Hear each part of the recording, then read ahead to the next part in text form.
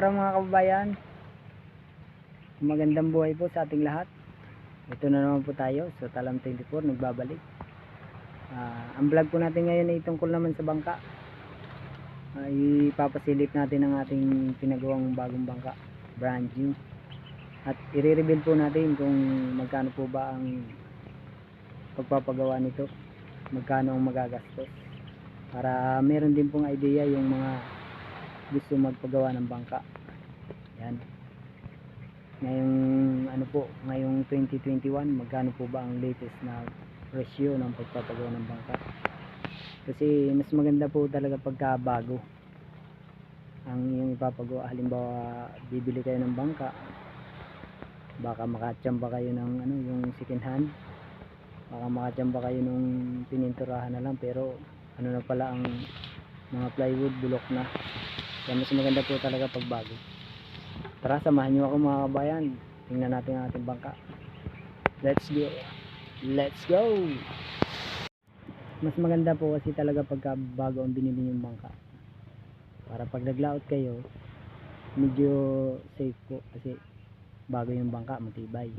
Isa pag bumili kayo ng luma, hindi natin alam, baka pininturahan lang yun, minasilyahan, ang pala yung mga plywood ibulok na. Delikado po yun pag nasa laot, kasi baka biglang lumakas ang alon tapos mabubutas yun, hindi lulubog na yun. Kaya mas maganda po pag bago, walang alalahanin sa laot. Hindi ka basta-basta ititirik, kasi pag tumirik ka sa laot, delikado. Naku, hindi ka tulad sa kalsada, yung mga sasakyang tumitirik. Maraming makakapag-rescue kasi nasa kalsada, kitang-kita ng maraming dumadaang mga sasakyan. Hindi katulad sa laot, minsan bihira ang mga dumadaang sasakyan, lalo pag malalakas ang alon. Yan, kaya maganda talaga pag bago, para sigurado. Kasi alam nyo naman sa dagat, talaga, kapalaran talaga ang hanap buhay dyan. Kaya dapat magandang yung sasakyan. Okay, ang dami ko nang nasabi. Tara, tingnan na natin ang ating bangka. Let's go. Ito po ang ating bangka. Yan. Tapos na, meron ng katig. Yan.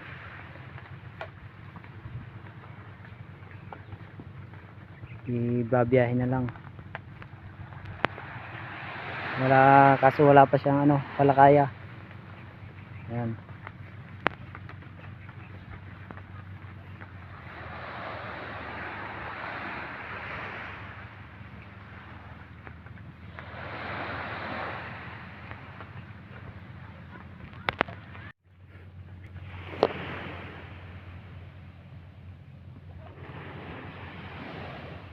Ang haba po pala ng bangka na to ay 24 feet.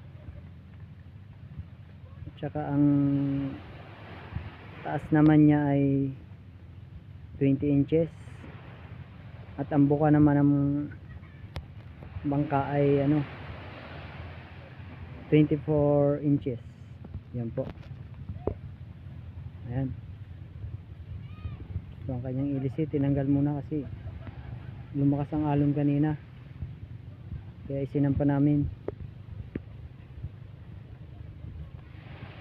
Ayan po, simple lang ang pagkakagawa ng bangka.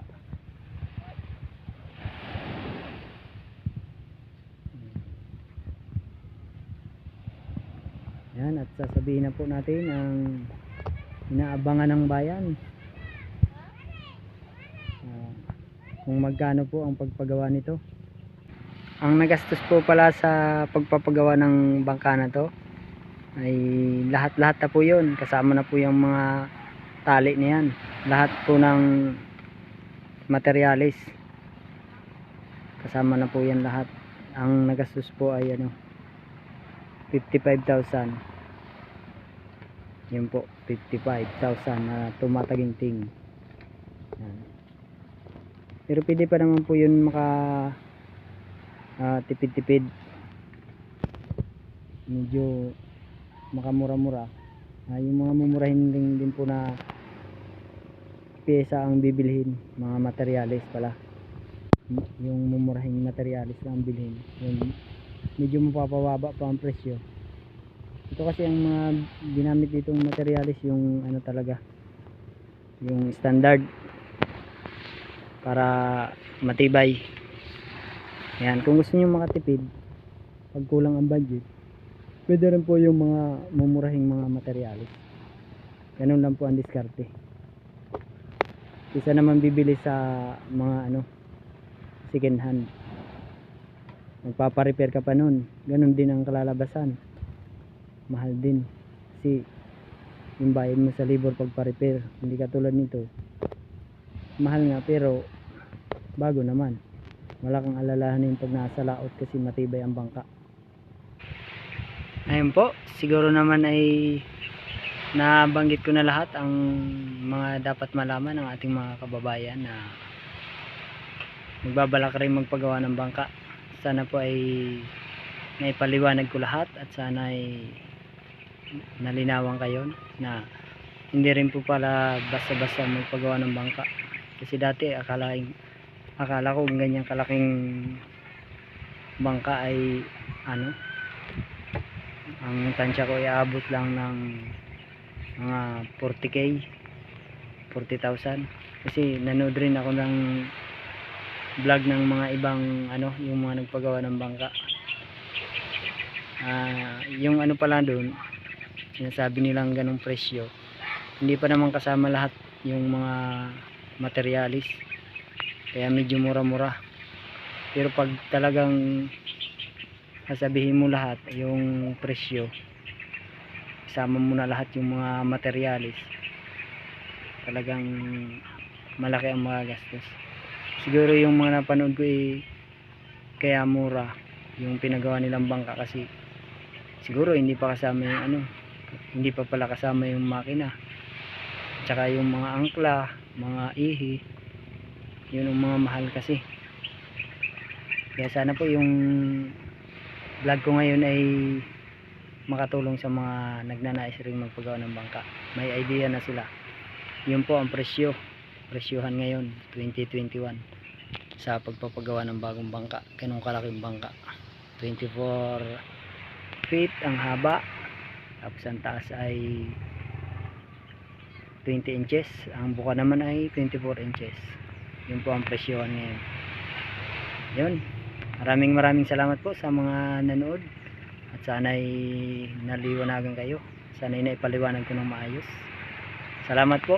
At sa mga naligaw po pala sa aking channel, yung mga bagong nanonood dyan na hindi pa nakasubscribe, sana po mag-subscribe kayo para lagi po kayong updated sa mga susunod nating video na i-upload. Sa mga susunod na araw ay baka makapag-upload na tayo ng ano, sana makalaot na tayo, gumanda ang panahon. Okay, hanggang dito na lang po. Salamat. Maraming salamat po sa ating mga kababayan. Saan man daw kayo naroon, ingat po tayong lahat, lalo na ngayong may COVID. Ingat po. Bye bye, God bless.